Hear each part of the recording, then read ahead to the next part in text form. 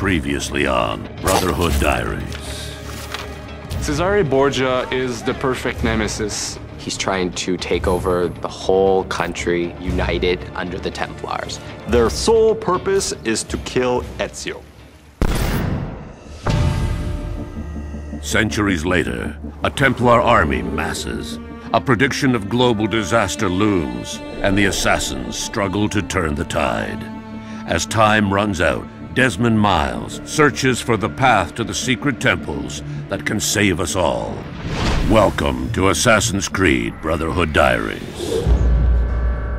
When we decided we wanted to add multiplayer in Assassin's Creed, we wanted to make sure that, as everything else, it fits into the storyline. The multiplayer fits basically at the current era, so 2012. Meanwhile, we follow the story of Desmond Miles. Abstergo is building an army to fight against the assassins. Abstergo intends to create perfect assassins. So they took all the previous test subjects that had been in the Animus, they uploaded the skills from them, and now they're downloading those skills into the Templars. And you get to play as one of them, preparing to fight against the assassins. Of course, Assassin's Creed is first and foremost Desmond Miles' story. He's basically one of the last true assassin on a genetic level that exists in the world, and he gets sucked into this millennia-long conspiracy. Desmond's objective in Assassin's Creed Brotherhood is to find the piece of Eden in Ezio's past, and then to use that apple to avert the disaster which is coming in 2012. My personal favorite things in the game is the VR missions.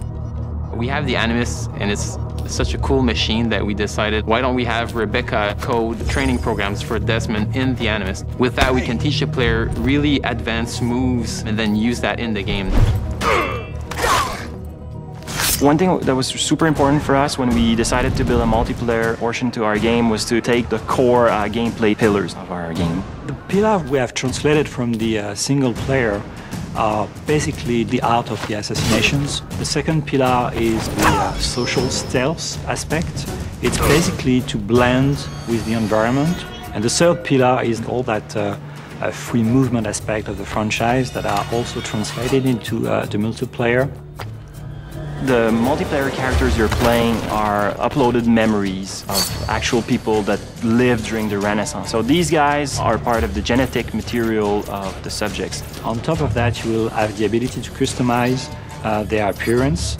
So the more you will progress into the game, the more you will be able to change on the characters. Another really cool aspect is now that it's a person that you're chasing, it's a lot more unpredictable, and they're a lot smarter than any AI that you can ever make. Once you kill the best, it's the most exciting thing. Brotherhood will feature quite a large number of game modes. The first one is what we call the Wanted, where each player has to assassinate another player. And then you have a game mode called Alliance. In this game mode, you have teams of 2 players, and each couple of players has to kill another couple of players. There's a million ways in which you can do cool things in a multiplayer, because it's not about just killing people and the number of frags you have. It's about earning points, and you can have top scores and just brag about it. I think the most important thing, we had to do it smart, and we had to do it very, very deep and very well thought out. I think people will be extremely, extremely impressed with this best Assassin's Creed.